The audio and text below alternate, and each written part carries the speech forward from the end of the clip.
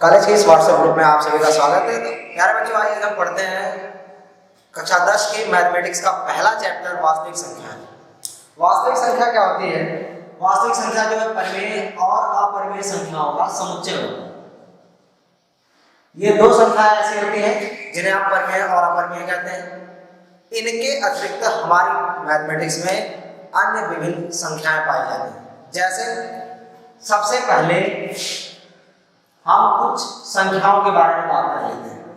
सबसे पहली संख्या की अगर हम बात करें तो पूर्णांक की बात करते हैं। पूर्णांक या अदरवाइज हम सबसे पहले अगर बात करें, हम बात करते हैं प्राकृतिक संख्या के बारे में। जो प्राकृतिक संख्या आपकी जो होती है, ये ऐसी संख्याएं होती हैं जिनकी सहायता से हम किन्हीं सभी वस्तुएं जो कि हमारे नेचर में पाई जाती हैं उन सभी को हम गिनते हैं। जैसे अगर हमें किसी भी वस्तु को गिनना होता है तो हम उनको गिनते हैं 1 2 3 4 5। जैसे हमारे हाथ की 5 उंगलियां हैं, अगर हमें इन्हें गिनना है तो हम 1 2 3 4 5 करके गिनते हैं। जिसमें आप कभी भी अपनी काउंटिंग जो स्टार्टिंग है, गिनने की जो शैली है, उसको जब भी हम शुरू करते हैं तो 1 से शुरू करते हैं, ना कि 0 से। हम कभी भी ये नहीं कहते 0 1 2 3 4। जब भी हमें गिनना होता है तो हम उसे शुरू करते हैं केवल 1 2 3 4 5। तो प्राकृतिक संख्याएं वही संख्याएं होती है जिसकी सहायता से हम वस्तुओं का, व्यक्तियों का को जो है गिनते हैं। इसलिए ये संख्याएं आपकी शुरू होती है 1 2 3 4 5 और जहां तक हम काउंटिंग करते हैं, जहां तक गिनते हैं, इन सभी संख्याओं को हम प्रदर्शित करते हैं n से। ठीक इसी तरीके से दूसरी संख्या आपकी जो होती है वो होती है पूर्ण संख्या। पूर्ण संख्या क्या होती है? पूर्ण संख्या को हम लोग प्रदर्शित करते हैं W से, क्योंकि पूर्ण की इंग्लिश होती है होल, जिसका पहला लेटर होता है W। तो पूर्ण संख्या को हम लोग प्रदर्शित करते हैं W से। और ये प्राकृतिक संख्या का ही ये भाग होता है, या इससे थोड़ा सा बड़ा कह सकते हैं, क्योंकि जब हम प्राकृतिक संख्या के इस समुच्चय में एक एलिमेंट 0 सम्मिलित कर देते हैं तो ये बन जाता है पूर्ण संख्या। यानी ये जितनी संख्याएं आपकी हैं ये सभी हैं पूर्ण संख्याएं। फिर आपका आता है थर्ड नंबर, जो है तीसरा नंबर, वो है पूर्णांक। पूर्णांक जो होता है ये निरूपित किया जाता है I Z। ये I या Z से निरूपित करते हैं, I या Z से। ये जो होता है हमारे प्रकृति में पाए जाने वाली जितनी ऋणात्मक संख्याएं हैं और जितनी धनात्मक संख्याएं, सभी का समुच्चय, सभी को हम कहते हैं पूर्णांक। इन सभी को पूर्णांक कहा जाता है। इसमें जितनी संख्याएं आपकी आती हैं, यानी माइनस इनफाइनाइट से 0 और 0 से लेकर के प्लस इनफाइनाइट तक जितने नंबर हम काउंट करते हैं उन सभी को कहा जाता है पूर्णांक। पूर्णांक में के ही दो भाग होते हैं। पहला भाग होता है धन पूर्णांक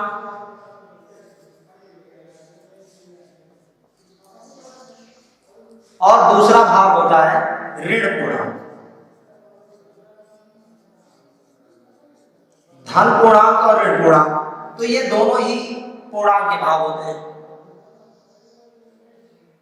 जैसे I के साथ या Z के थ्रू हम क्या करते हैं, पूरे के पूरे पूर्णांकों को प्रदर्शित करते हैं। ठीक उसी तरीके से हम अगर हमें धन पूर्णांक प्रदर्शित करना होता है तो हम इसको निरूपित करते हैं I प्लस से, या इसी को निरूपित करते हैं Z प्लस से।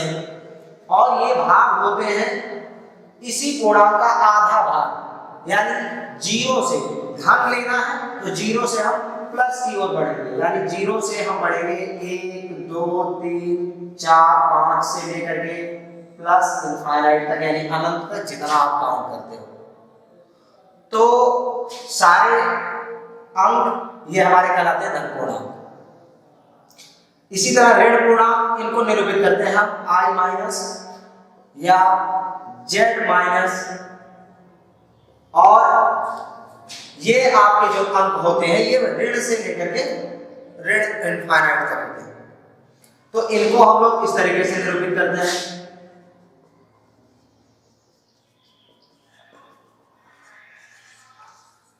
ऋण इनफाइनाइट तक। तो इस तरह से हमारे पूर्णांक जो होते हैं वो दो संख्याओं का समुच्चय होता है, दोनों को हम आपस में यदि मिला देते हैं तो हमारा बनता है पूर्णांक, जिसे हम i या z से निरूपित करते हैं। और पहला भाग होता है धन पूर्णांक, दूसरा होता है ऋण पूर्णांक।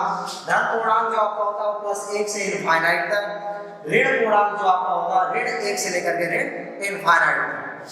ठीक इसी तरीके से हमारा अगला जो संख्याओं का प्रकार है वो है चौथा नंबर, जिसे हम कहते हैं, कह सकते हैं आप परिमेय संख्या। परिमेय संख्याएं क्या होती हैं?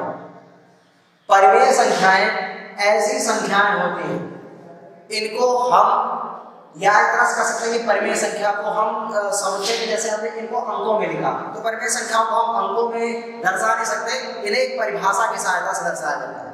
यानी परिभाषा हमारी ये होती है कि x एक ऐसी संख्या है जो बराबर होती है p/q के। यानी x एक ऐसी संख्या है जिसको हम p/q के रूप में लिखते हैं, जिसे हम p/q के रूप में लिखते हैं। और दूसरी इंपॉर्टेंट बात ये होती है कि जो इसका q है, यानी कह सकते हैं, ये आप देखो ध्यान से, ये भिन्न है। भिन्न है तो ये भिन्न का है अंश और ये है भिन्न का हर। तो परिमेय संख्या की परिभाषा में ये होता है कि x यानी कोई भी संख्या जिसे हम p/q के रूप में लिखें और उसका जो हर यानी q ये बराबर 0 के ना हो। तो इस तरह से जो संख्या हमारी होती है उसे हम कहते हैं परिमेय संख्या। दूसरी जो हमारी संख्या होती है, इसे आप पॉज पे नोट कर लीजिए।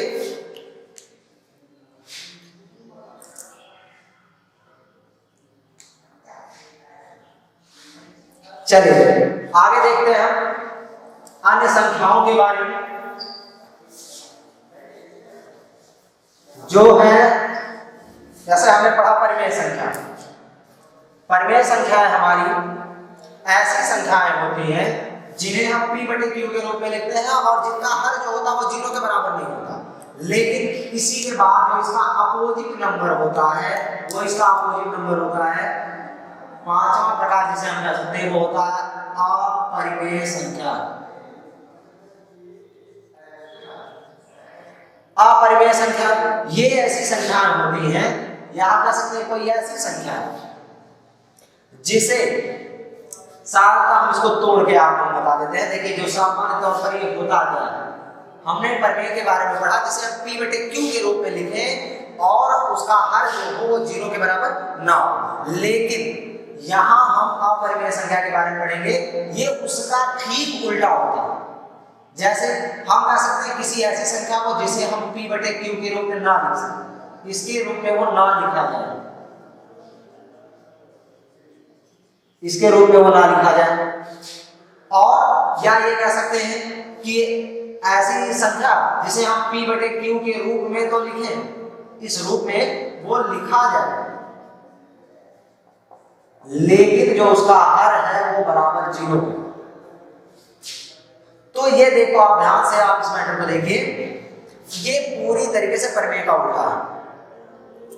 यानी p/q के रूप में ना लिखें, या फिर हम ये कहें कि p/q के रूप में लिखें कि उसका हर जो हो 0। तो ऐसी संख्याओं को हम लोग कहते हैं अपरिमेय संख्या। अब बात आती है कुछ संख्या ऐसी जो होती है जो दशमलव रूप में हमें दी गई रहती है, दशमलव रूप में दिया गया रहता है, या फिर कुछ ऐसी संख्या होती है जो हमें करड़ी के रूप में दी गई रहती है। तो करड़ी के रूप में जो संख्याएं हमें दी गई रहती हैं उन संख्याओं को कैसे, जैसे ऐसी संख्याएं जिनका वर्गमूल ना निकाल सकते, जैसे करड़ी में 2, करड़ी में 3, करड़ी में 5, करड़ी में 6, करड़ी में 7, ठीक है, करड़ी में 8, ये ऐसी आपकी संख्याएं हैं जिनका वर्गमूल हम शुद्ध संख्या के रूप में नहीं निकाल सकते। इन संख्याओं का जो वर्गमूल है उसे हम शुद्ध संख्या के रूप में नहीं निकाल सकते। इसी कारण ये संख्याएं जो होती है ये अपरिमेय होती है, और इनके अपरिमेय होने में जो भूमिका होती है, जो मुख्य भूमिका होती है वो होती है दशमलव रूप की। वो होती है दशमलव रूप। दशमलव रूप कैसा होना चाहिए? दशमलव रूप जो होना चाहिए वो दो तरीके, पहला होना चाहिए अनावर्ती रूप। अनावर्ती रूप क्या होता है? तो आइए थोड़ा सा जान लेते हैं अनावर्ती रूप के बारे में। साधारणतः आप इसे 9th की क्लास में पढ़ चुके हैं, आप इसे पिछली कक्षा में पढ़ चुके हैं, लेकिन देखिए अनावर्ती रूप होता क्या है? अनावर्ती रूप वह रूप होता है जिसमें दशमलव के बाद, यानी दशमलव के बाद जो अंक आ रहे हैं, जैसे 1 2 3 4 5 6 ये सारे अंक आपके आ रहे हैं, तो इन अंकों की निश्चित स्थान के साथ आवृत्ति ना हो, मतलब ये दोबारा ना आने की वजह से ये आप ये कह सकते हैं कि दशमलव के बाद 2 3 आया, फिर 2 3 आया, फिर 2 3 आया, फिर 2 3 आया, तो ये आवर्ती रूप हो गया। लेकिन अगर हम इसी को ऐसे लिखें, यानी इसी को इस तरह से लिख दिया जाए 0.2 3 4 5 1 7 6 3 7 6 4 2 1, तो आप ध्यान से देखो इसमें कई अंक ऐसे हैं जिनकी आवृत्ति हुई है, जो 2 बार आए हुए हैं, लेकिन उनके स्थान निश्चित नहीं है। उनके स्थान निश्चित, आप देखो ध्यान से देखो 3 यहाँ दूसरे स्थान पर है, लेकिन अगर जब इसकी पुनरावृत्ति हुई है तो आप देखो ये किसी भी अंक के बाद या जहां से पुनरावृत्ति हुई है वहां ये दूसरे स्थान पर है, या इसका स्थान फिक्स नहीं है। यानी ये इस तरीके से नहीं है कि अगर दशमलव के बाद 1 2 3 लिखा गया, फिर 1 2 3 लिखा गया, फिर 1 2 3 लिखा गया, तो इस टाइप या इस प्रकार का जो रूप होगा वो आवर्ती रूप। लेकिन कैसा होना चाहिए? दशमलव रूप कैसा होना चाहिए? अनावर्ती रूप। अपरिमेय के लिए दशमलव रूप कैसा होना चाहिए? अनावर्ती हो, जिसमें अंकों की पुनरावृत्ति इस तरीके से ना हो, बल्कि किस तरीके से, ये जो रूप आपको दिखाई दे रहा है इस रूप में, इस रूप में अंकों की जो हो पुनरावृत्ति हो, अंक बार बार जो है एक के बाद दूसरा, एक के बाद दूसरा ना आए। तो पहला रूप तो ये होता, पहला रीजन ये होता, पहला कारण ये होता दशमलव रूप का अपरिमेय होने के लिए। दूसरा कारण होता है अनवसानी होने के, अनवसानी हो, अनावर्ती हो। ये रूप जो आपका होगा इसमें हम कह सकते हैं, जैसे 0.1 आपने लिखा, फिर आपने 0.1 लिखा, फिर आपने क्या किया 0.01 लिखा, फिर आपने 0.01 लिखा, फिर आपने 0.001 लिखा। तो ये जो रूप आप देख रहे हो इसमें एक की आवृत्ति हो रही है लेकिन स्थान बदलता जा रहा है, तो इसे हम आवर्ती रूप भी नहीं कह सकते क्योंकि स्थान निश्चित नहीं है, इसलिए अनावर्ती है।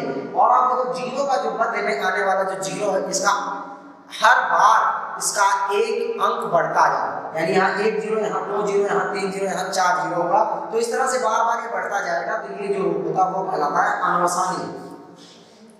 तो अगर किसी भी संख्या का दशमलव रूप अनावर्ती रूप हो, अनवसानी अनावर्ती रूप हो, तो उसे हम कहते हैं कौन सी संख्या? उसे हम कहेंगे अपरिमेय संख्या। तो इस तरह से हमारी जो अपरिमेय संख्या होती है उसकी ये परिभाषा हो जाती है कि उसे हम P/Q के रूप में ना लिखें, या फिर P/Q के रूप में अगर हम लिखते हैं तो Q बराबर जो वो 0 हो जाए। फिर सामान्य तौर पर इसकी जो परिभाषा है के अकॉर्डिंग दशमलव रूप में अगर आपको संख्या मिल जाए, दशमलव रूप में अगर मिलती है तो वो अनावर्ती रूप ना हो, या अनावर्ती रूप हो, या फिर अनवसानी अनावर्ती रूप। तो इस तरह से हमारी अपरिमेय संख्या वो होती है जिसे हम P/Q के रूप में ना लिख पाए, अगर लिखते हैं तो उसका हर बराबर 0 के हो, और यदि वो दशमलव रूप में है तो उसका रूप कैसा होना चाहिए? अनावर्ती होना चाहिए, या फिर अनवसानी अनावर्ती रूप होना चाहिए। तो ये होती है आपकी अपरिमेय संख्या। इसके कुछ उदाहरण एग्जाम्पल की बात करें तो ये आपका एग्जाम्पल हो गया, ये आपका एग्जाम्पल हो गया। ये सारी संख्याएं जो आपके जैसे पाई की तो वैल्यू होती है, आप पाई की वैल्यू जानते हो 22 होती है 7, और ध्यान रखना ये अंतर होता है, थोड़ा सा अंतर होता है। 22/7 जो होता है ये परिमेय रूप होता है, लेकिन पाई का जो होता है ये अपरिमेय रूप होता है, क्योंकि पाई का जो मान हम एक निकालते हैं 3.14 और आगे भी ये रूप होता है अनावर्ती। तो इस कारण यहाँ पर जो आपको संख्याएं मिलती हैं वो ये अनावर्ती होने के कारण इसे हम अपरिमेय के रूप में पाई को रखते हैं। लेकिन चूंकि पाई का जो हम भिन्नात्मक मान लेते हैं वो था 22/7 और 22/7 एक परिमेय रूप है, p/q का रूप है जिसका हर 7 है, 0 के बराबर नहीं है, इस कारण हम इसे कहते हैं अपरिमेय संख्या। तो ये होते हैं आपकी अपरिमेय संख्या। अब हम अगर बात करें अपने इस पाठ के इस अध्याय के बारे में जिसे हम वास्तविक संख्या कहते हैं, जिसका नाम है वास्तविक संख्या, इसके बारे में बात करें हम इस वास्तविक संख्या की, तो वास्तविक संख्या क्या होती है अब बात आती है। अभी तक हमने पढ़ा जिन संख्याओं के बारे में, उसमें से दो इंपॉर्टेंट संख्याएं आपकी वास्तविक संख्या जिसके बारे में हम पढ़ेंगे। ये होता क्या है, वास्तविक संख्याएं जो होती हैं परिमेय, वास्तविक संख्या जो आपकी होती है परिमेय संख्या धन अपरिमेय संख्या, इन दोनों का सम्मिलित रूप, इन दोनों को मिला दिया जाए, अगर हम इन दोनों को मिला देते हैं तो वो हमारी बन जाती है वास्तविक संख्या।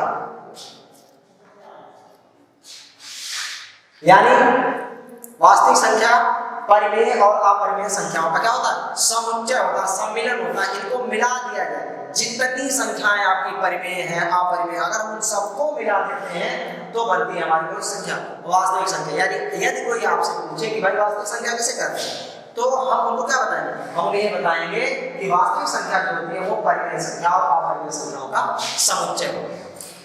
तो इस तरीके से दूसरा जो टॉपिक आपका है इस चैप्टर में मोस्ट इंपॉर्टेंट टॉपिक है, जिस पर आप बहुत सी संक्रियाएं करेंगे, वो है यूक्लिड विभाजन।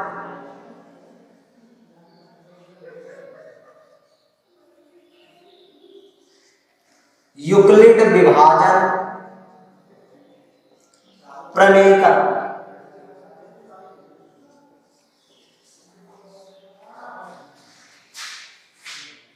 जिसके बारे में हम पढ़ेंगे। ध्यान से आप इस चैप्टर को देखिएगा, इस हेडिंग को, इस टॉपिक को आप ध्यान से देखिएगा और उसे समझने की कोशिश करिएगा। यूक्लिड विभाजन प्रमेय का क्या होता है, हम भाग लगाते हैं, सामान्य तौर पर हमने पिछली कक्षाओं में भाग लगाई और उसमें भी पिछली कक्षा में भी हमने इसका थोड़ा सा परिचय पढ़ा। आइए आज इसके बारे में थोड़ा सा और ज्यादा पढ़ते हैं। वो ये है कि देखो हम भाग लगाते हैं, और जब हम भाग लगाते हैं तो भाग में हमें कुछ टॉपिक्स मिलते हैं, जैसे जिससे भाग लगाई जाती है उसे कहा जाता है भाजक, जिसमें लगाते हैं उसे कहते हैं हम लोग भाज्य, यहां पर जो आता है उसे कहा जाता है भागफल, और फिर भाग लगाने के बाद नीचे जो बच जाता है रिमाइंडर, यानी जिसे हम कहते हैं शेषफल। तो भाजक, भाज्य, भागफल और शेषफल, ये चीजें इनका एक रिलेशन भी हम पढ़ते हैं, और वही रिलेशन जो होता है, जो संबंध होता है इन सभी में, वो होता है यूक्लिड विभाजन प्रमेय। यानी आप ध्यान से देखो, आपने ये पढ़ा भी और जानते भी, इसके बारे में आप परिचित भी हैं, इससे फिर भी आप इसको देखिए ध्यान से। होता क्या है, ये भाज्य संबंध क्या होता है, ध्यान से देखो, भाज्य होता है, भाज्य बराबर होता है भाजक गुणे भागफल धन शेषफल। एक्सरसाइज पर चलने से पहले हम इनके बारे में ध्यान से पढ़ेंगे। भाज्य जो होता है ये बराबर होता है भाजक गुणे भागफल धन शेषफल के। अगर हम इन्हें लेटर में लिखना चाहें, लेटर में आप देखो, जैसे हमने ए से बी में भाग लगाई, हमने ए से स्मॉल बी में भाग लगाई, और हमारा जो भागफल है वो भाग गई हमारी क्यू बार, और हमारा जो शेषफल है वो आर आ।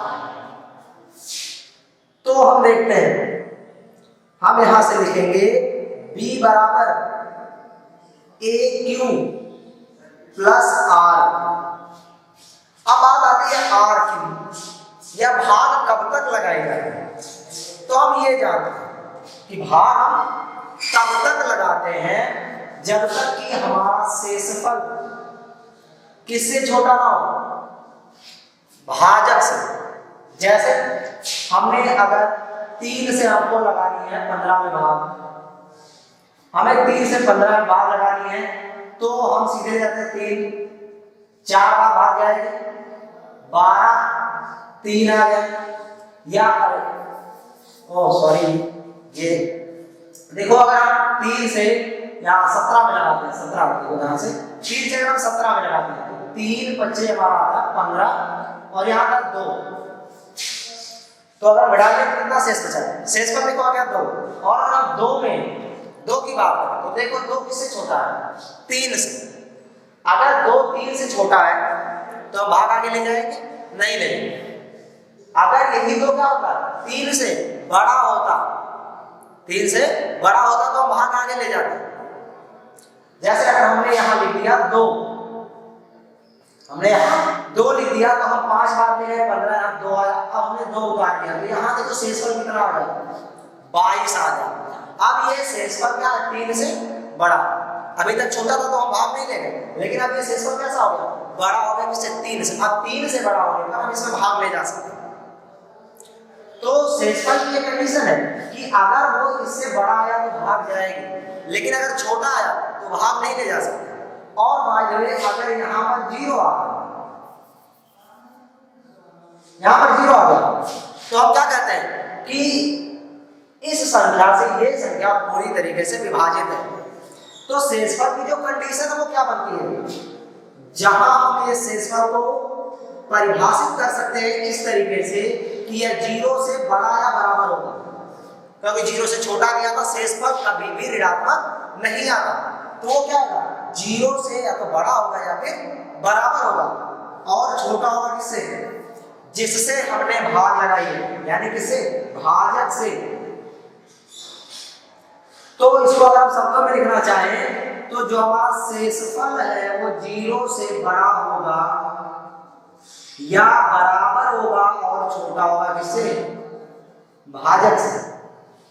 तो यही रूप जो होता है, यही संबंध, भाग का जो संबंध हम बहुत पहले से पढ़ते आ रहे हैं, कक्षा 6, 7, 8 या 4, 5 से कह सकते हैं हम पढ़ते आ रहे हैं, वही संबंध जिसे हम इस रूप में पढ़ते हैं, जिसके बारे में अभी तक हम अनजान थे। हमें पिछली कक्षाओं में भी इसके बारे में पढ़ा और इस कक्षा में भी ये है।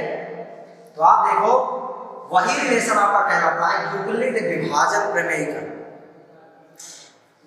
इसके थ्रू, इसका उपयोग क्या है, इसके थ्रू हम जो क्या करते हैं वो संबंध ज्ञान, ये संबंध हमें मिलता है। और इस संबंध की सहायता से आप देखो ये कितनी राशियों में संबंध है, काउंट करते हैं, हम गिनते हैं 1 2 3 4, इन सभी राशियों में ये संबंध है, 4 राशियों में संबंध है।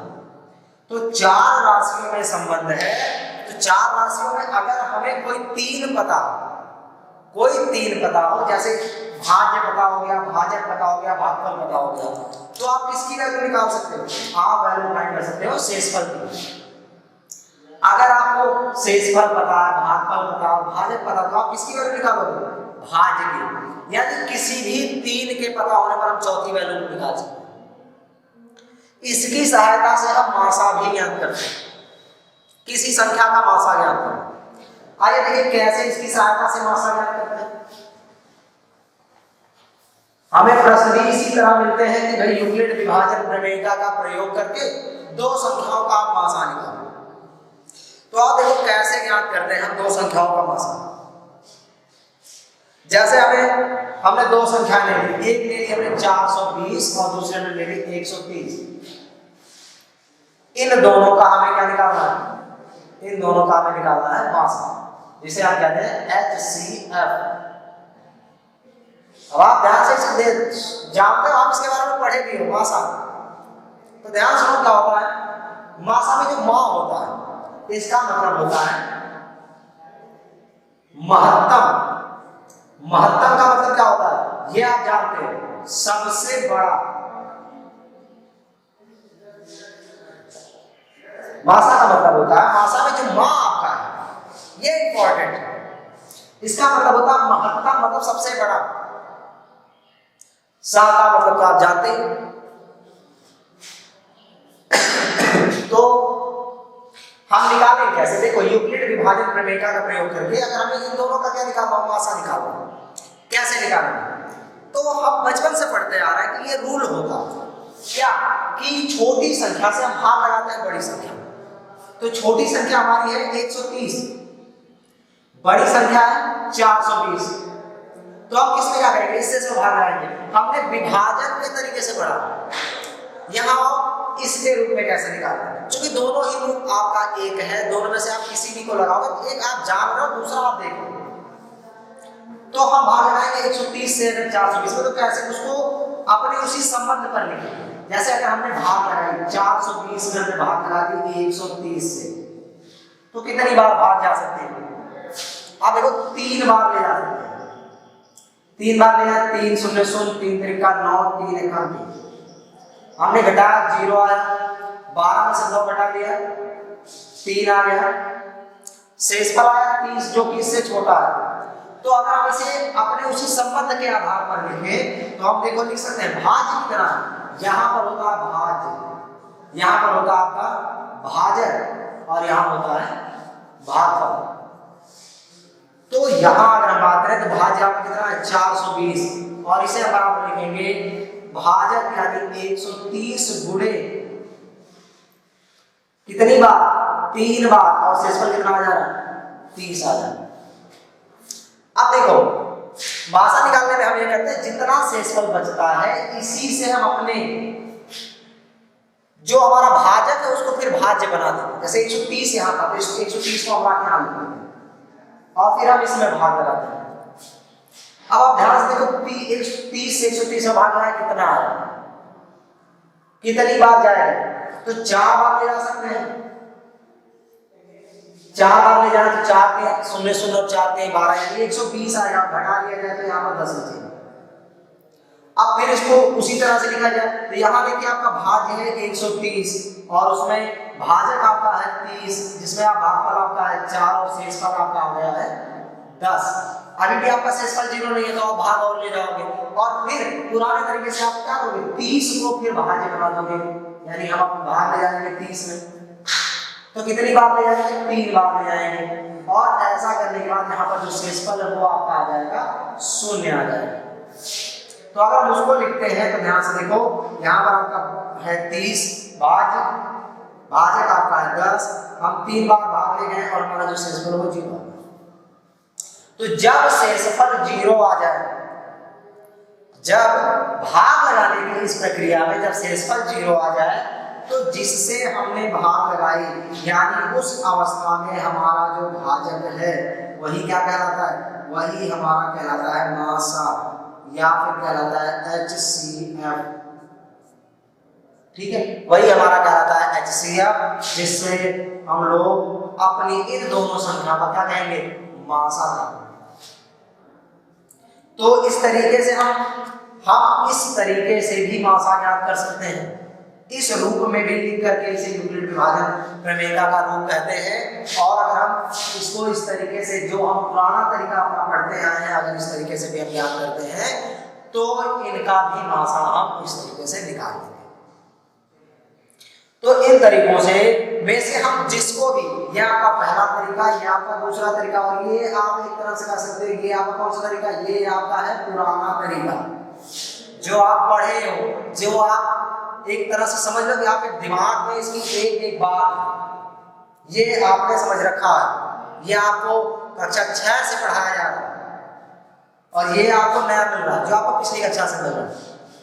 तो ये इंपॉर्टेंट है और ये भी इंपॉर्टेंट है अगर प्रेजेंट टाइम में जब आप एग्जाम हॉल में बैठोगे ये नहीं आ रहा तो आप इसकी सहायता से इसको लगाइए, तुरंत लगाइए और इसको लगाने के बाद भी आपका एक भी नंबर माइनस नहीं होगा, एक भी नंबर आपका माइनस नहीं होगा और आप इस तरीके से लगाते हैं। तो ये होता आपका यूक्लिड विभाजन प्रमेय का जिसकी सहायता से आप ये ज्ञान करते हो और आप मासा निकालते हो और यहाँ पर जो आपका भाजक होता है वही आपका होता है मासा। तो ये होता है आपका मासा जिसके तो इस तरीके से ये आपकी होती है यूक्लिड विभाजन प्रमेय का जिसकी सहायता से हम मासा ज्ञात करते हैं। इसका रूप हमें याद रखना है। इसका रूप जो हमने आपको बताया b के फॉर्म में बताता, a के फॉर्म में इस तरह देख लो, a बराबर b क्यू प्लस r, जहां a क्या है, a रूप हम आपको एक बार फिर से बताते हैं। आपको ये याद रखना है जो जरूरी है, क्योंकि जब कभी आपको किसी पूर्णांक या किसी ऐसे सवाल को सिद्ध करना होगा, किसी ऐसे प्रश्न को सिद्ध करना होगा जिसमें आपसे ये कहा जाए कि आपसे सिद्ध कीजिए ये धन पूर्णांक इस रूप का होता है, तो उन सवालों के लिए हमें जरूरत पड़ेगी इस रूप की, b बराबर a क्यू प्लस r की। ध्यान से आप देखो, ये वही रूप है जो हमने जो आपको बताया, ये वही संबंध है। जहां अगर आप बात करो b क्या है, b आपका भाज्य,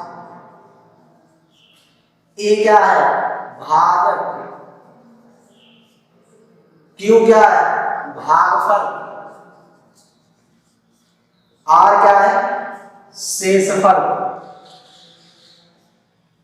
b है भाज्य, a है भाजक, q है भागफल और r है शेषफल। r को हम बाउंड करते हैं, इसकी सीमा बांध दी जाती है, और वो सीमा ये होती है कि r जो होता है ये 0 से बड़ा या बराबर होता है और छोटा होता है सदैव किससे, भाजक से छोटा होता है। चाहे वो आप यहाँ a लिख लीजिए या फिर भाजक लिख लीजिए। तो ये रूप आपको याद रखना है। जब कभी आपको किसी धन पूर्णांक को सिद्ध करना रहेगा तो आप हमेशा इसी रूप का प्रयोग करोगे और इसी की सहायता से सिद्ध करोगे। जहां आप r का मान निकालोगे दी गई संख्या या दी गए पूर्णांक का मान। तो आइए हम चलते हैं अपनी एक्सरसाइज पर, जो हमारी पहली एक्सरसाइज है एनसीईआरटी की बुक, जो आज वर्तमान समय में सभी कॉलेजों में चल रही है। इसकी पहली एक्सरसाइज आती है 1.1 प्रश्नावली जो आपकी है, उसका पहला सवाल। प्यारे बच्चों, अभी बताए गए कॉन्सेप्ट के आधार पर आइए हम स्टार्ट करते हैं अपनी एक्सरसाइज 1.1, जो जिसमें कुल मिलाकर के आपको 5 क्वेश्चंस हैं। अभी हमने आपको बताया मासा कैसे निकालते हैं यूक्लिड विभाजन थ्योरम के आधार पर, और या फिर विभाजन की प्रक्रिया के आधार पर जो हमने पूर्ण की। आइए देखते हैं उन्हीं मेथड पर आपका फर्स्ट क्वेश्चन। सबसे पहला जिसका फर्स्ट क्वेश्चन आपका है कि 135 और 225, 135 और 225 का HCF ज्ञात करना। आइए देखिए कैसे ज्ञात करते हैं हम 135 और 225 का HCF। सबसे पहले हम आपकी पुरानी विधि, आपका पुराना मेथड जो आप पढ़ते आए उसी का उपयोग करते हैं। यानी हम इन दोनों में देखेंगे सबसे छोटा कौन है। जैसे 135 और 225 में छोटा 135 है 225 से, तो हम क्या करेंगे 135 से 225 में भाग लगा देंगे। इस तरीके से भाग लगाएंगे तो हम देखते हैं भाग कितनी बार जाएगी। तो भाग एक ही बार जाएगी, और एक बार अगर हम ले जाते हैं तो ये आपका 135 और हम इसमें घटा लें तो बचेगा देखिए 0, यहाँ जाएगा 12 में से 3 घटा लेंगे आ जाएगा 9। अब ये देखिए 90, 135 से छोटा है, तो जब शेषफल छोटा आ जाए तो इस शेषफल से हम क्या करते हैं पुनः भाग लगाते हैं अपने पूर्वभाजक में। पूर्वभाजक हमारा है 135, तो इसमें हम भाग लगा देंगे। तो इसमें भाग लगाएंगे तो 90 से देखो भाग लगाई जाएगी, तो कितनी बार जाएंगे 90 की 2 बार अगर भाग ले जाएं तो 180 नहीं जा सकती, इसलिए एक बार भी इसमें ले जाएंगे, और एक बार अगर हम ले जाते हैं तो यहाँ लिखेंगे 90 और घटाया जाए तो 5, और 13 में से 9 घटा देंगे तो 4, तो ये आपका आ गया 45। अब फिर हम क्या करेंगे, ये भी देखो 90 से छोटा है, तो हम इस भाजक को फिर भाज्य बना देंगे, यानी इस 90 को फिर यहाँ लिखा जाएगा। और अगर हम पूर्ण भाग लगाएं तो यहाँ भाग आएगी देखिए 2 बार, और 2 बार अगर हम ले जाते हैं तो ये पूरा का पूरा कैंसिल हो जाएगा, या फिर हम कह सकते हैं कि जो शेषफल वो हमारा वो क्या आ जाएगा 0 आ जाएगा। और जिस स्थिति में यानी जब शेषफल 0 आ जाए, जब शेषफल 0 हो तो जिससे हमने भाग लगाई वो हमारा क्या बन जाता है HCF बन जाता है, या कह सकते हैं वो हमारा हो जाता है मासा। तो इसका जो मासा होगा वो हमारा क्या होगा भाजक। और इसमें भाजक कितना है 45, जिससे हमने भाग लगाई तो हमारा जो फाइनल सबसे अंतिम शेषफल है वो कितना आ रहा है 0 आ। तो इस प्रक्रिया के बारे में आप पूरा जानते भी, और यह प्रक्रिया बेहद आसान है। तो इस तरीके से हम मासा ज्ञात करते हैं। आइए देखिए दूसरा मेथड। अगर हम दूसरे मेथड की बात करें तो इसी को बस शेड्यूल में लिख देना। जैसे हमने देखा यहाँ कौन छोटा है 135, छोटा है 225, तो हम 225 को बना देंगे भाज्य, और भाजक हमारा होगा 135, भाग हम ले जाएंगे एक बार, तो शेषफल कितना बचेगा, शेषफल हमारा बचेगा 90। फिर 90 चूंकि शेषफल 0 नहीं आया, तो हम क्या करेंगे इसी शेषफल से अपने भाजक में भाग लगाएंगे। तो जब हम अपने भाजक यानी 135 में भाग लगाएंगे तो वो हमारा बन जाएगा फिर भाज्य, और हम भाग लगा रहे हैं 90 से, भाग हम ले जा रहे हैं एक बार, और इस स्थिति में भी आपका शेषफल आ रहा है 45। जैसा कि आप यहाँ भाग लगाए भी, इस मेथड में भी देख लीजिए, यहाँ आपने भाग लगाया कितना शेषफल आया 45, तो इसी तरह जब हम भाग लगाएंगे शेषफल कितना हमारा आएगा 45 आएगा। तो ये भी 0 नहीं है, अगर 0 होता तो ये हमारा मासा होता, लेकिन 0 नहीं है, तो हम क्या करेंगे फिर 45 से भाग लगाएंगे 90 में, और 90 में हम भाग लगा देंगे अगर 45 से, तो हम 2 बार लेके जाएं भाग, तो इस स्थिति में जो शेषफल होगा वो आ जाएगा 0। और शेषफल के 0 आने पर जो भाजक होता है, जो भाजक हमारा है, जैसे अगर हम उस संबंध को एक बार फिर से यहाँ लिखें तो संबंध हमारा क्या होता है, भाज्य बराबर भाजक गुणे भागफल धन शेषफल। तो इस स्थिति में जो हमारा भाजक है वो है 45, जिससे भाग लगाने के बाद शेषफल हमारा कितना आ गया 0 आ गया।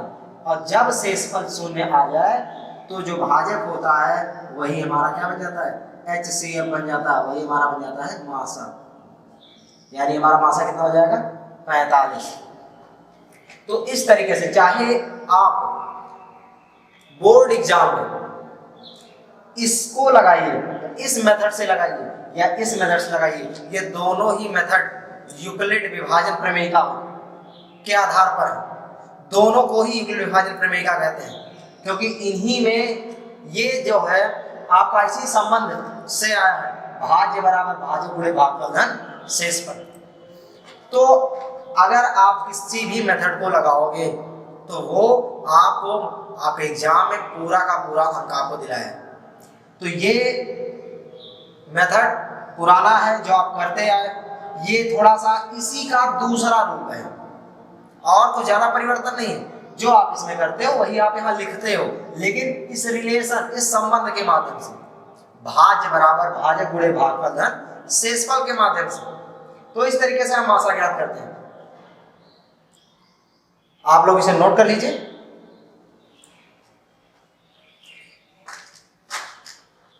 फिर हम आगे बढ़ते हैं।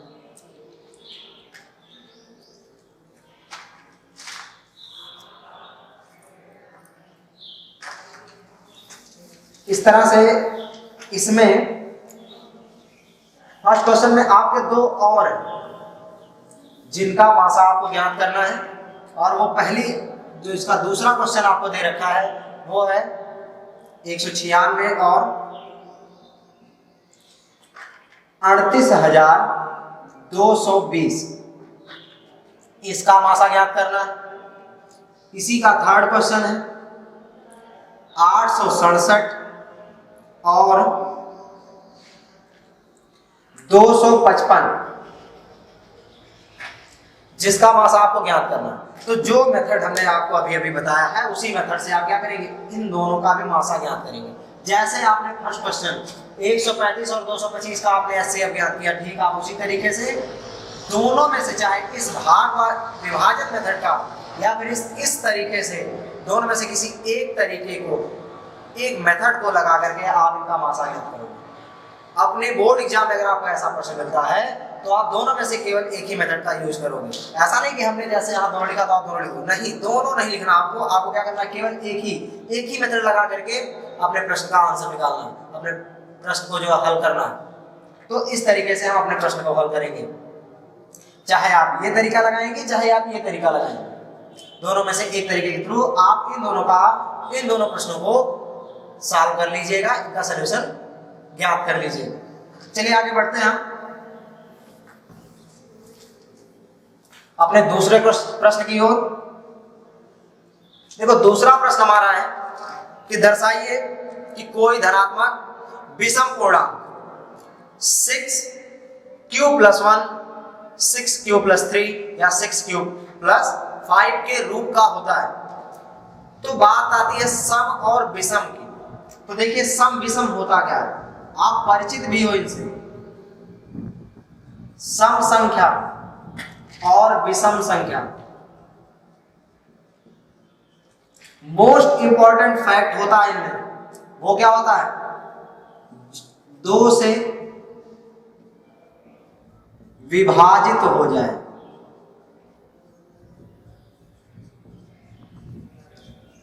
2 से विभाजित हो जाए तो क्या कहेंगे, सम संख्या कहेंगे। 2 से विभाजित ना हो, 2 से विभाजित ना हो तो क्या कहा जाएगा, विषम संख्या कहेंगे। यदि 2 से विभाजित हो जाए तो सम संख्या, 2 से विभाजित ना हो तो हम क्या कहेंगे, विषम संख्या। जैसे कुछ संख्याएं या 2 के टेबल्स आप ले लो, या 2 ऐसी संख्याएं जिनके अंत में सम संख्या हो। टेबल या कुछ संख्याओं की बात करें, जैसे 2 से विभाजिता का हम एक नियम भी पढ़ते हैं कि वे संख्याएं जिनका इकाई का अंक, जिनका इकाई का अंक 0, 2, 4, 6, 8 होता है, वो सभी क्या होती है, 2 से विभाजित हो जाती है। ऐसी संख्याएं जिनका इकाई का अंक 0, 2, 4, 6, 8 होता है, वो सभी संख्याएं क्या होती हैं, 2 से विभाजित होती हैं। तो इस विभाजिता के नियम से बगैर भाग लगाए हम संख्याओं का पता कर सकते हैं कौन सम है। जैसे आपने 4 लिखा तो 4 विभाजित ही हो जाएगा, तो टेबल में आता है 2 के। 16 आपने लिखा, लास्ट डिजिट कितना है, इकाई का अंक कितना है, 6 हो जाएगा। 18 आपने लिखा, ये भी हो जाएगा। 234 आपने लिखा, ये भी हो जाएगा। 554 लिखा, ये भी हो जाएगा। 698 लिखा, ये भी हो जाएगा। 1004 लिखा, ये भी हो जाएगा। या आपने 1000 या 10,000 आपने लिखा तो भी हो जाएगा, क्योंकि इसका लास्ट डिजिट कितना है, 0। तो ऐसी संख्याएं जिनका इकाई का अंक 0, 2, 4, 6, 8 में से कोई होगा, वो सभी क्या होती है, 2 से विभाजित होती है। और जो 2 से विभाजित हो जाए वो कैसी संख्या कहलाती है, सम संख्या कहलाती है। इसी का अपोजिट 2 से विभाजित ना हो, 2 से विभाजित कौन नहीं होगा, जिनका, ऐसी संख्याएं जिनमें इकाई का अंक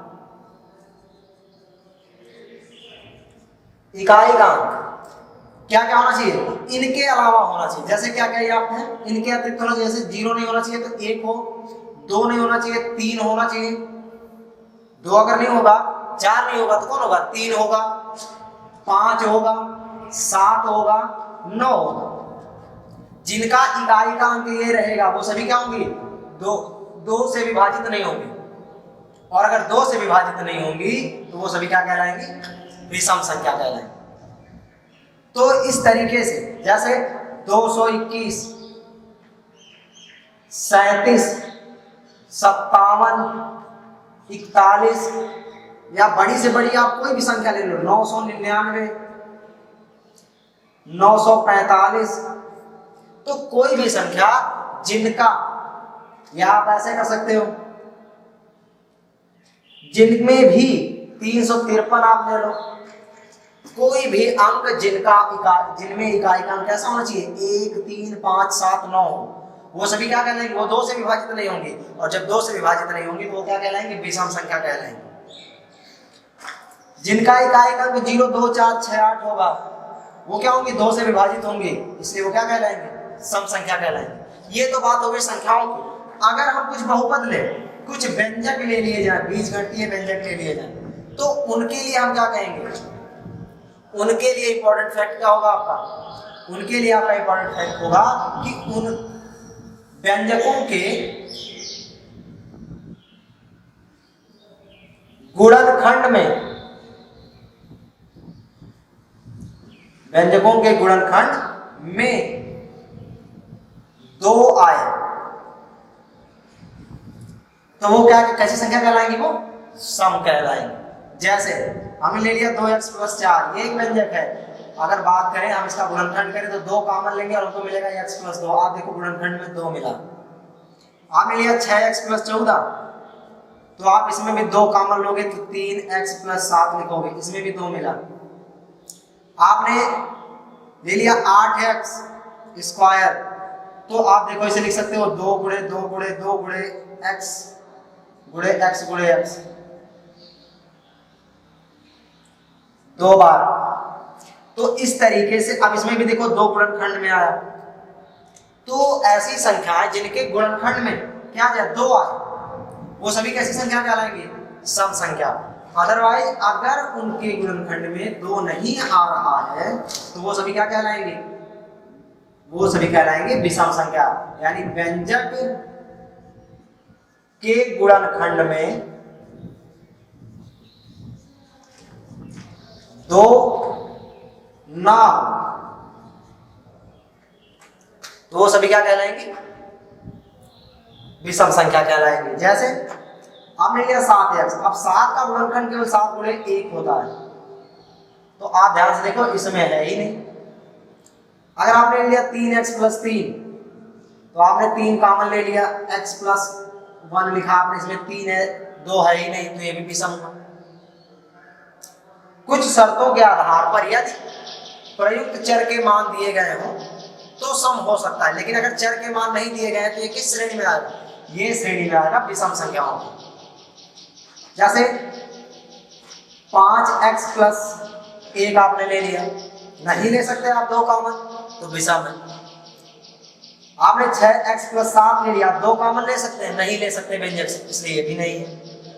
तो इस तरीके से ऐसे व्यंजक जिनमें 2 गुणनखंड के रूप में नहीं होगा, नहीं आएगा, वो विषम कहलाएंगे। जिनमें 2 गुणनखंड के रूप में आएगा उन्हें हम सम कहेंगे। तो आइए देखिए, इसी कॉन्सेप्ट पर आपका एक प्रश्न आधारित है जिन्हें हमें सिद्ध करना यूक्लिड विभाजन प्रमेयिका के आधार पर। तो सबसे पहले हम क्या करेंगे, अपने उसी कॉन्सेप्ट के आधार पर मान लेंगे कि माना कोई पूर्णांक,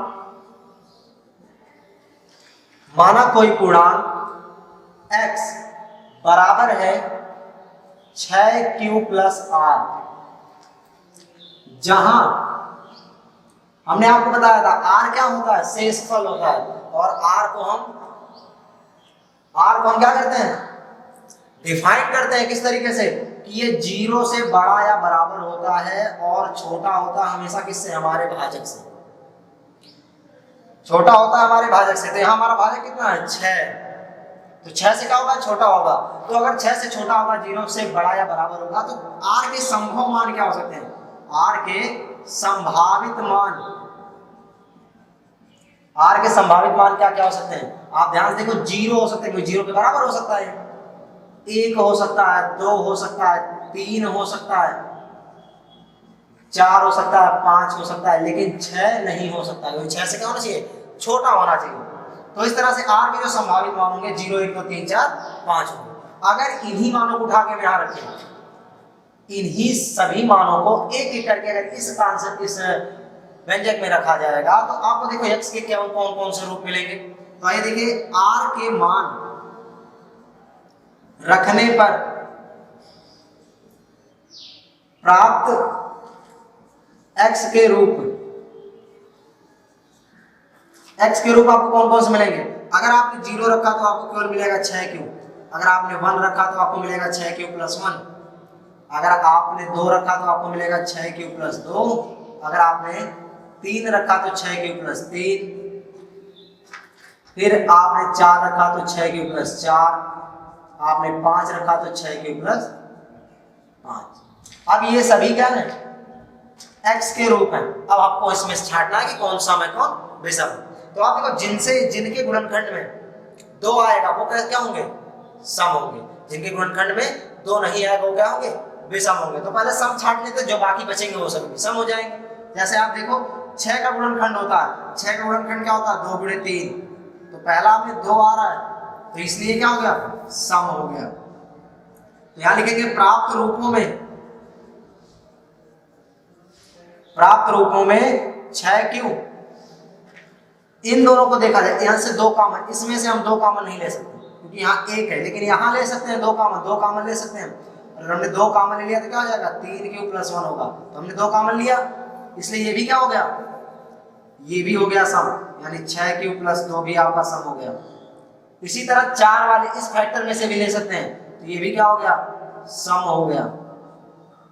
तो ये सभी क्या है, सम संख्याएं।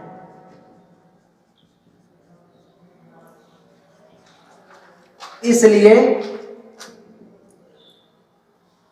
अब हम क्या करेंगे, जो बचता हो सभी के सभी क्या होंगे, विषम होंगे। तो हम यहां लिख सकते हैं कि कोई भी धनात्मक विषम पूर्णांक, इसलिए कोई भी धनात्मक विषम पूर्णांक,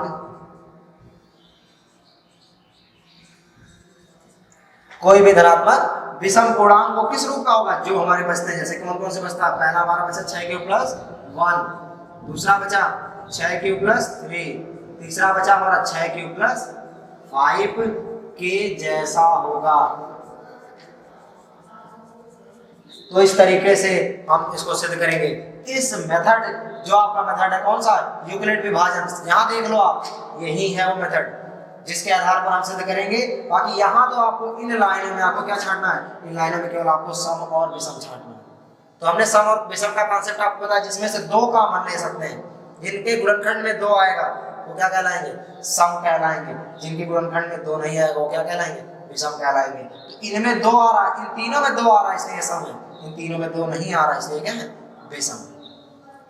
तो इसको नोट कर लीजिए वीडियो को पॉज करके।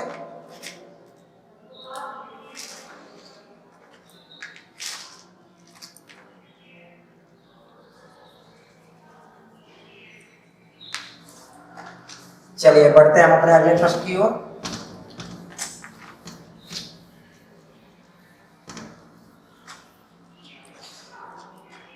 थर्ड क्वेश्चन है आपका, तीसरा क्वेश्चन है, ध्यान से सुनिए। किसी परेड में 616 सदस्यों वाली एक सेना की टुकड़ी को 32 सदस्यों वाली एक आर्मी बैंड के पीछे मार्च करना। 616 सदस्यों वाली एक सेना की टुकड़ी को 32 सदस्यों वाली आर्मी बैंड के पीछे मार्च करना है।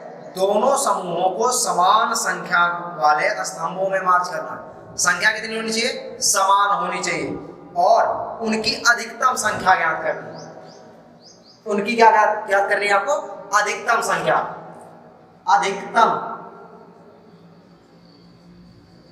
अधिकतम को हम कह सकते हैं महत्तम। अब आप देखो ये महत्तम का जो मान है ये कहां से आया है, ये आया है आपके मासा से। हमने आपको बताया था कि मासा का मान क्या होता है, महत्तम होता है, सबसे ज्यादा। जब आपको बराबर बराबर और सबसे ज्यादा निकालना हो तो हम क्या ज्ञात करते हैं, मासा ज्ञात करेंगे।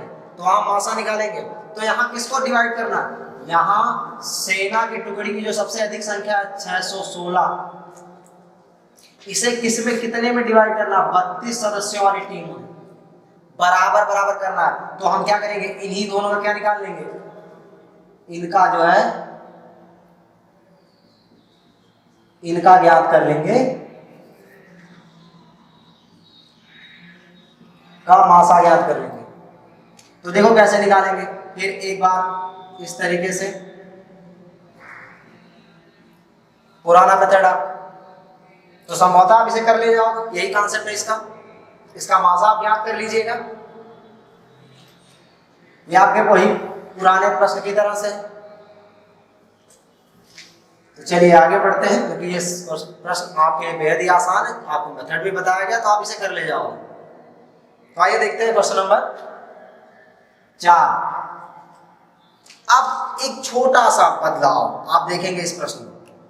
अभी जो आपने क्वेश्चन नंबर 2 देखा, प्रश्न नंबर 2 देखा, आप उसी की तरह से देखेंगे इसको, लेकिन इसमें छोटा सा बदलाव आप देखेंगे।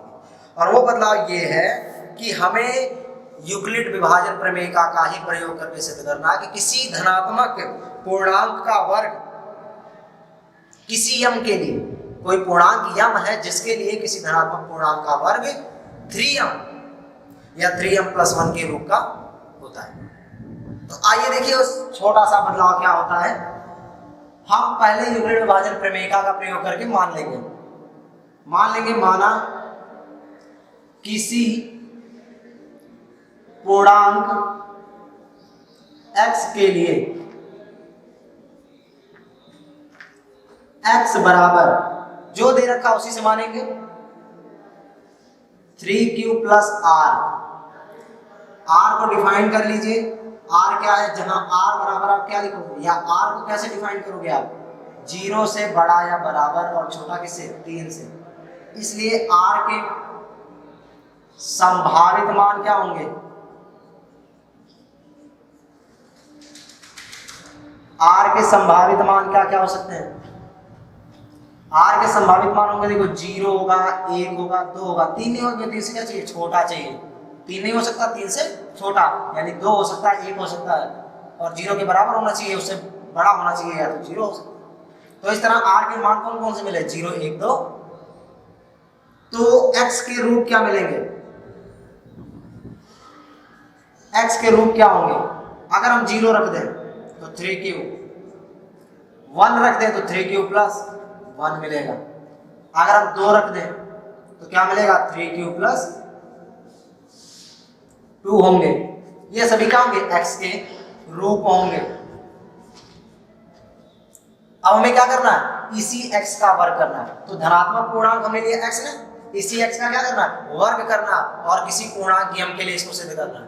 तो आप छोटा सा देखो, छोटा सा चेंज क्या था, आपने केयर करो ध्यान से। चेंज ये है कि जब हमें वर्ग नहीं करना था, हमें प्रश्न नंबर अपने 2 में वर्ग नहीं करना था, प्रश्न नंबर 2 में वर्ग नहीं करना था, तो 6q सिद्ध भी करना था, दर्शाना भी था 6q को, और हमने 6q मान भी लिया था। लेकिन इस प्रश्न में आपको क्या करना है, सिद्ध करना है। और कैसे, वर्ग करके करना। अगर आप वर्ग करके सिद्ध करोगे तो वर्ग करने में आपका जो कॉन्सेप्ट है वो बदल जाएगा, जो मान है वो वर्ग हो जाएगा, वो बदल जाएगा। तो इसी वजह से जिसको सिद्ध करना होता है उसको छोड़ के अन्यत्र कोई चर मान सकते हैं। यम प्रूव करना है, हमें सिद्ध करना है 3m या 3m+1 सिद्ध करना है, तो यहाँ यम सिद्ध करना है, तो हम यम को नहीं लेंगे।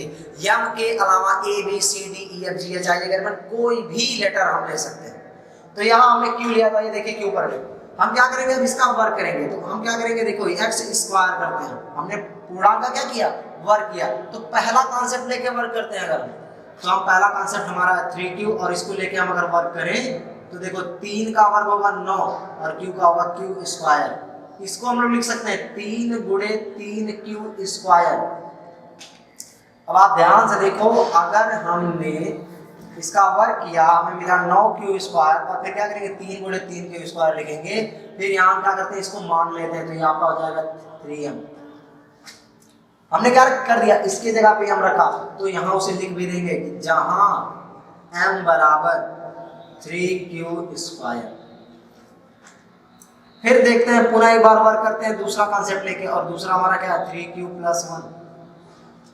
अब इसका वर्क किस फार्मूले से होगा, किस सूत्र से होगा, सूत्र से आप देखो, सूत्र कौन सा लगेगा, a + b का होल स्क्वायर, जिसका मान क्या होता है a² + 2ab, या आप कह सकते हो क्या a² + b² + 2ab। तो देखो ए स्क्वायर यानी 3q का होल स्क्वायर, बी स्क्वायर यानी 1 का स्क्वायर, प्लस 2ab यानी 2 गुणे 3q गुणे 1।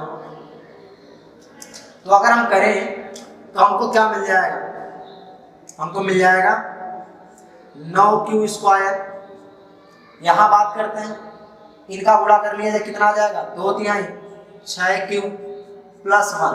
अब अगर हम इन दोनों की बात करते हैं तो इन दोनों में कॉमन ले लिया जाए 3 कॉमन लेते हैं, तो 3 कॉमन लेने के बाद बचेगा 3q स्क्वायर प्लस 3 दूनी 6q प्लस 1। अब अगर हम इसके जगह पे m रख दें तो रूप कैसा हो गया, देखो ध्यान से 3m प्लस 1 का रूप हो गया। और ये 3m प्लस 1 का रूप जहां हमने m की जगह क्या रखा, m किसके जगह हमने रखा, हमने रखा है 3q स्क्वायर प्लस 2q की जगह, इसके जगह हमने m रखा। तो देखो आपने क्या किया, आपने माना ये था, इस तरीके से आपने पूर्णांक को माना और आपने क्या किया, फिर पूर्णांक के अलग अलग रूप निकाले और फिर आपने उसका वर्ग किया। जब आपने वर्ग किया तो आपको क्या मिला, उसके कौन कौन से रूप मिले, 3m और 3m प्लस 1। तो इस तरीके से ये सिद्ध हो जाएगा कि किसी भी धनात्मक पूर्णांक का वर्ग जो होता है वो 3m या 3m प्लस 1 के रूप का होगा किसी भी पूर्णांक m के। तो इस तरीके से इस कॉन्सेप्ट को हम सिद्ध करेंगे। तो बात समझ में आएगा तो इसे पॉज करके नोट कर लीजिए।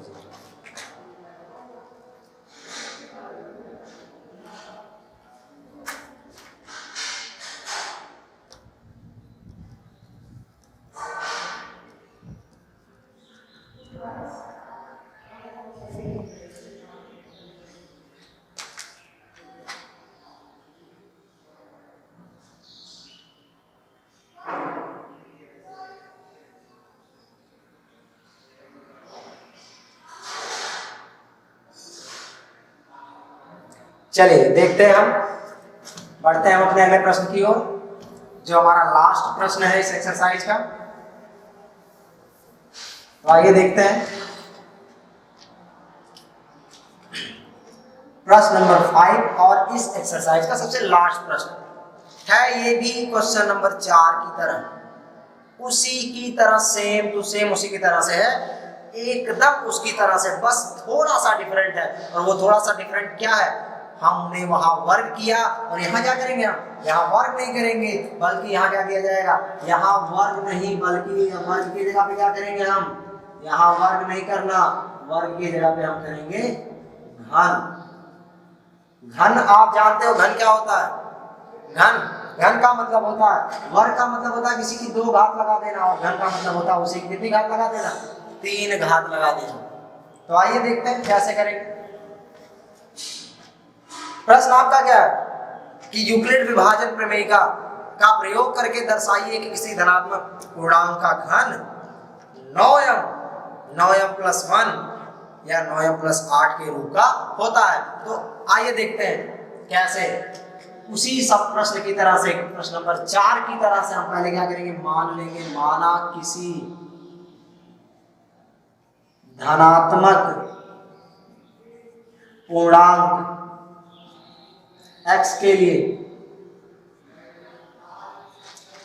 लिए हम क्या करेंगे, x बराबर ले लेंगे 9m।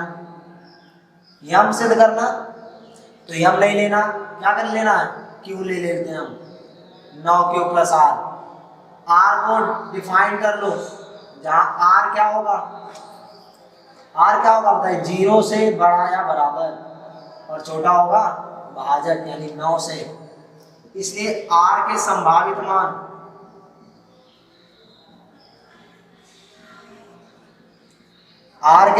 मान क्या क्या होंगे, 0 1 2 3 4 5 6 7 8 सभी r के संभावित मान होंगे।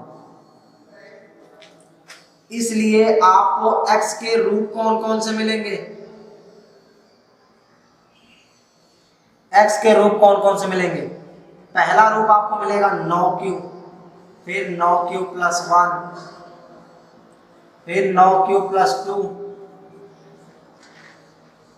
ऐसे ही आपको मिलते जाएंगे, आप रखते जाओगे, आपको मिलते जाएंगे, कुल मिला के कहाँ तक 9q प्लस 8 तक।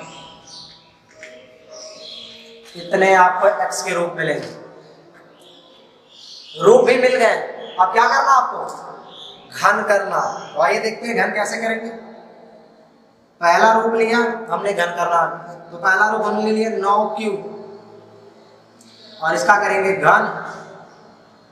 तो घन करने में 9 का क्यूब कितना होगा, 9 का क्यूब मतलब 9 गुणे 9 गुणे 9, 9 गुणे 9 गुणे 9 3 बार करना है। हमने एक बार बाहर निकाला और 2 का गुणा करेंगे, फिर क्यू स्क्वायर या एक तरह से कह सकते हो 9 9 81 क्यू स्क्वायर आप लिखो। 3 होता है, एक हमने बाहर निकाला, 2 का किया आपस में गुणा तो 81 आया, क्यू स्क्वायर हो गया। नहीं समझ में आ रही बात, एक बार फिर से देखो। जैसे 9 क्यूब का मतलब 9 गुणे 9, 2 बार कर लिए 81, एक को हमने जैसा था उसी तरह रख लिया। तो इस तरीके से ये हमारा क्या हो गया, 9m हो गया। हमने जिसको m डिफाइन करना था उसको कर लिया। m बराबर हमने क्या किया था 81 क्यू स्क्वायर, क्यूब हो जाएगा स्क्वायर, सॉरी यहां पर हो जाएगा क्यूब। तो इस तरीके से क्यूब के प्लेस को हमने यहाँ पे रिप्लेस कर दिया, तो इस तरह से हमें मिल गया 9m। पहला रूप आपको मिल गया। दूसरा भी देख लो, दूसरा भी कैसे करते हैं। 9q प्लस 1 का क्यूब करोगे, ये कॉन्सेप्ट कहां से आएगा आपको, a प्लस बी के होल क्यूब से। a प्लस बी का होल क्यूब क्या होता है, ध्यान से देखो इस बात को। a प्लस बी का whole cube, a cube plus b cube plus 3a square b plus 3ab square, ये आपका फार्मूला होता है a प्लस बी का होल क्यूब। तो इसके आधार पर हम इसका करें अगर, तो पहली संख्या का क्यूब, तो 9q का क्यूब करोगे तो इसी तरह लिखोगे 9 गुणे 81 क्यूब। फिर 1 का क्यूब करोगे 1 ही आएगा, फिर प्लस 3 a स्क्वायर करोगे तो 9 का स्क्वायर कितना होता है 81 क्यू स्क्वायर होगा, इंटू 1 प्लस 3a, a की जगह पे 9 क्यूब इंटू b स्क्वायर, 1 का स्क्वायर बन आएगा। अब आप ध्यान देखो, जिन भी पार्टों में क्यू है, जहां जहां क्यू है, यहाँ क्यू है, यहाँ क्यू है, यहाँ भी क्यू है और यहाँ पहले में भी क्यू है, इन सभी से क्या करोगे 9 कॉमन ले। तो 9 अगर हम कॉमन लेते हैं, यहाँ बचेगा 81 क्यूब, 81 में से 9 निकाल लिया तो 9 बचेगा, 3 में गुणा कर लिया 9 3 87 क्यू स्क्वायर, यहाँ 9 ले लिया तो कितना बच जाएगा 3 क्यू, और आपका प्लस 1 जैसा उसी तरह रहेगा। इसको हम लोग लिख देंगे 9m प्लस 1। हमने m को डिफाइन किया, m बराबर क्या लिखा 81 cube plus 27 Q square plus 3 Q. तो हमने m को इस तरीके से परिभाषित कर लिया। हमने आपको 2 रूप बता दिए। पहला कौन सा रूप मिला, घन करने पर 9m मिला। दूसरा कौन सा रूप मिला 9m प्लस 1, जो आपको सिद्ध करना है। तीसरा कौन सा रूप आपको सिद्ध करना है, तीसरा रूप आपको कौन सा सिद्ध करना है, तीसरा रूप आपको सिद्ध करना है 9m प्लस 8 का। और 9m प्लस 8 का रूप आप किसके थ्रू सिद्ध करोगे, 9q प्लस 2 के रूप का घन करके, इस तरीके से। तो अब आप इसको करोगे और ये आपका होमवर्क। आज के लिए बस इतना ही, मिलते हैं अगले दिन अगली वीडियो के साथ। आपसे उम्मीद है कि आपको वीडियो पसंद आया होगा। आप इसे लाइक, शेयर और सब्सक्राइब जरूर करिएगा।